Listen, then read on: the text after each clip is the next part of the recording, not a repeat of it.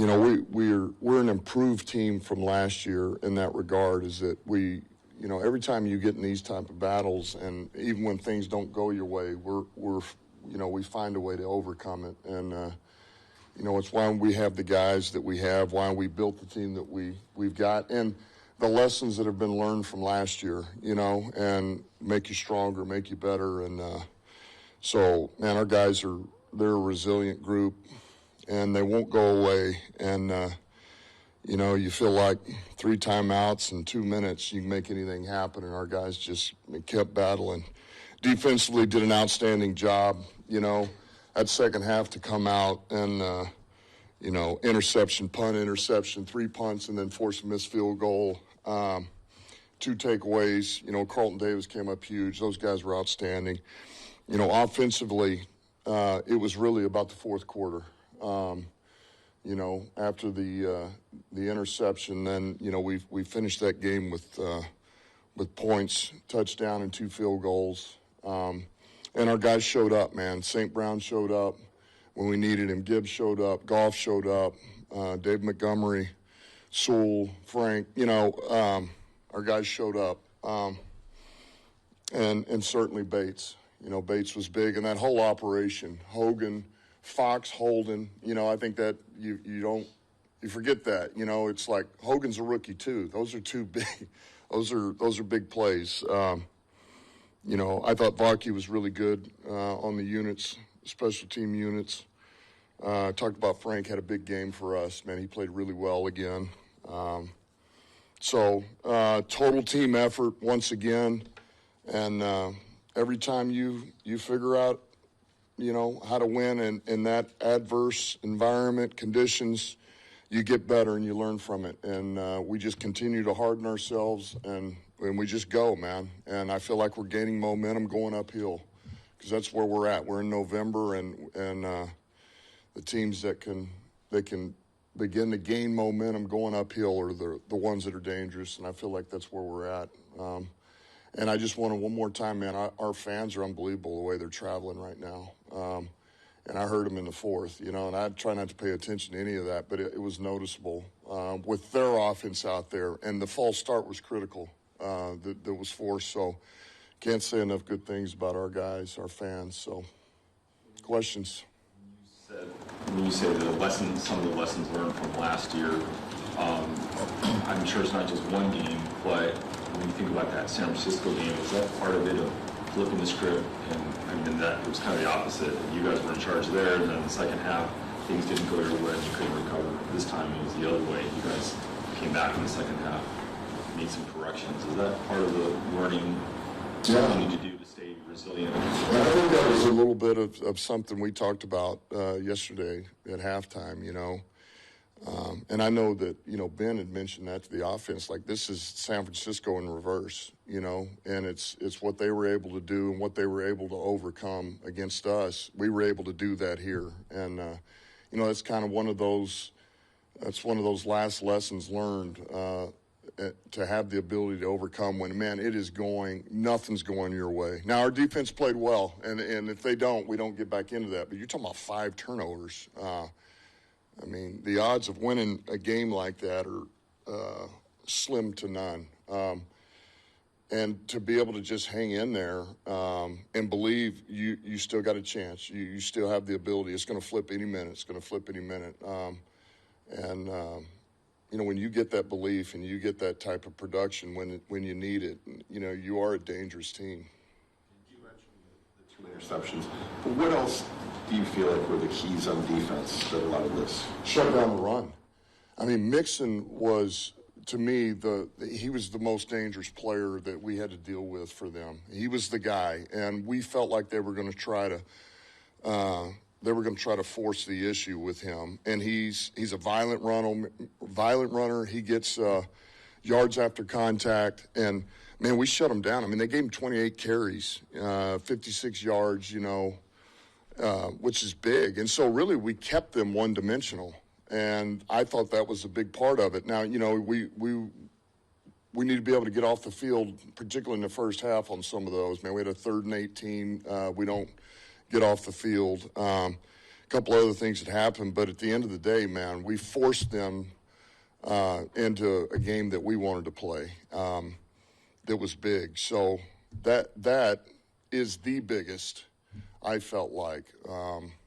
Obviously, the 2 takeaways were big. But, you know, the other thing, to be able to, you know, it's one thing that, you know, you play defense, you're able to stop the run, you got the 2 takeaways. But when you're talking about the 5 turnovers on offense and your defense just found a way or held them to a field goal, and then, bam, that happens within 2 plays, interception. They're back on the field.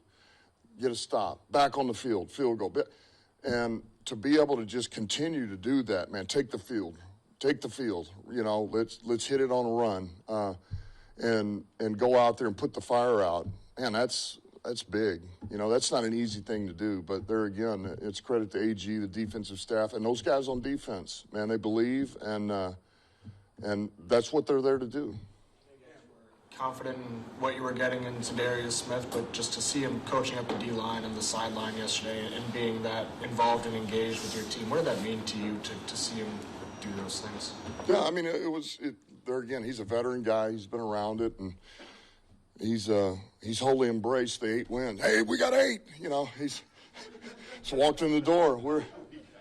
But yeah, like I say, it's one of the reasons he's been a good player. It's not just the physical ability he's got. You know, he's been around it. He's seen it. He's pretty instinctive. He understands the game, and so those little things that come up, you never know how that's going to hit with one of our players. That's in real time. So man, those are good. I know he just got here, but he's in, man. He's in it, and he's ready to go. I know he was chomping at the bit to play, and he's about to play. So, you know, he's going to be ready to roll.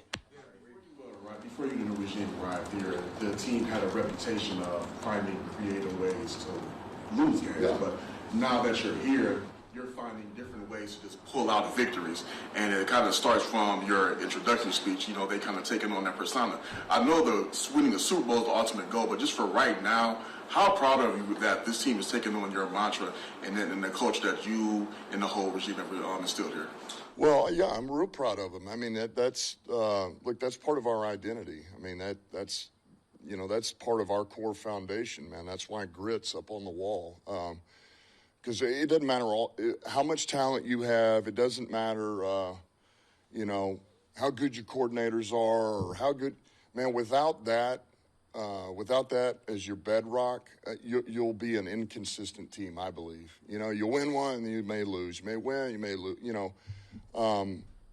But when you've got that and you're made that way and our team embraces that, they buy into it. It's why we have the camps that we have, training camp. It's why we do what we do. It's why we pad up. It's why we go live. It's why, and it's money in the bank. You invest in that early so that it pays dividends as the season goes, because you can't do it during the season.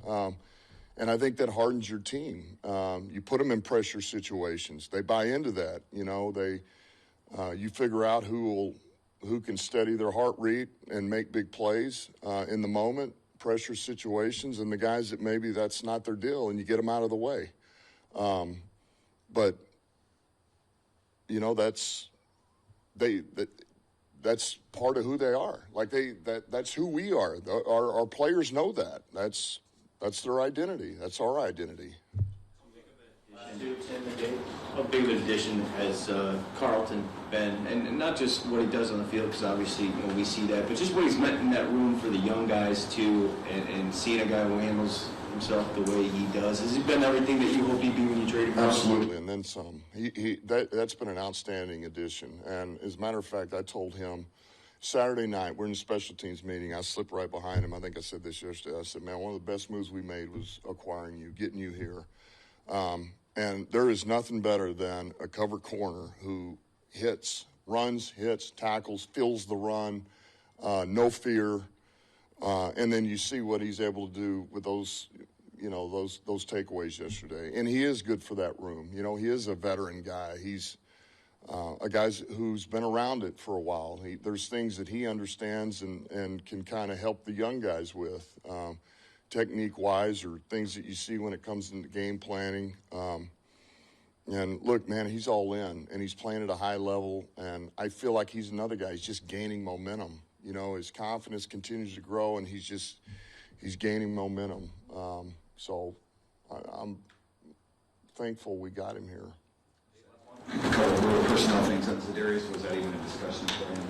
And then you kept Sewell at right tackle. You know, years past, you moved him to the left when Decker's been out. Obviously, he had some key blocks. I don't know if that was game plan related or just maybe you can explain that. Yeah, look, there was just a little bit. There was a thought about playing him, but we just felt like the right thing to do was to sit him this week. We just did. We'll let him get his bearings, and there again, you know, that's a game off his body, and now we can go. And then as far as Sewell, you know, we felt like when the injury happened with Decker and feeling like there's a chance he may not play, the hay was kind of already in the barn. And so let's leave Sewell at right. That's where he took his reps. I mean, most of it was we got into Thursday and we're running, you know, we're in pads, live reps, we're moving. And that's where he got his reps. And then Skipper filled in at left tackle and got those reps there. And so let's not make this switch to where, okay, Skip, I know you got those reps there. Go to the right, Sewell, vice versa. We just felt like it was better to do that. And then it worked out that it just happened to work out. There was a number of plays that went Sewell's way, and, you know, the rest is up to him. He made some unbelievable blocks. And, man, I thought our backs ran hard, and I thought, you know, Gibbs set up a number of blocks, did a really good job on the perimeter of, you know, I mean, that one, he almost takes it all the way down the sideline. He kind of dips and sets up Sewell's block and then goes around the perimeter and barely steps out. But yeah, Sewell, you know, and if we had two Sewells, you know, one would be a tight end. Just saying. The other one would be a tight end. LaPorta, okay. Yeah, it's still, look, it'll be day to day, but not, you know, we don't feel like this is something like, oh, man, this is going to be a long, nagging injury. I think we'll get through it. I'm hopeful this week, but I can't say that he's questionable. Yeah. Decker's questionable, but trending the right way. Yeah, just, you know, sure feels good just paying 47 on the Cowboys, 52 on the Titans, but coming back against a good team like this on the road, which victory tells you more about your potential that you can score at will against, you know, some teams, but you can hang in there, you know, and do what you need to do against a good team? So I would probably always choose the tough teams on the road. You know, that you go to Minnesota, you go to Green Bay, you go to Houston, those are big, you know. I'm about to speak out of both sides of my mouth. But then you go, you know, you go on the road and you're able to put up some points at Dallas and you know, things like that. That's big too. You know, you're kind of in a different place. It's a different type of opponent, and you know, no matter what it is, you got to find a way to get up and play your best ball or do whatever it takes to win. And, you know, there again, man, we look back, we were coming out of the bye and we told the guys, hey, man, we got 4 or 5 on the road. We got to be road warriors. And it's not easy to win on the road. And we kind of got through this patch and 4 for 4, you know, and then counting the home game, Tennessee, you know, we've gotten 5 in a row after the bye. So, we're finding a way. We're finding a way. And now the most important thing is, I said it before, it gets harder and harder to win now. You know, the more you win, the harder it is to continue to win. And it's really because of the psyche of, oh, man, you know, that was great. That's a good win. We all feel good. But if we don't clean up some of these errors and we just kind of sweep them under the rug and, hey, I know, but we won, that stuff will creep up and it's going to bite us. And we'll do that. The coaches are on it and our players are going to be on it, and we just identify it and we stomp it out. Okay.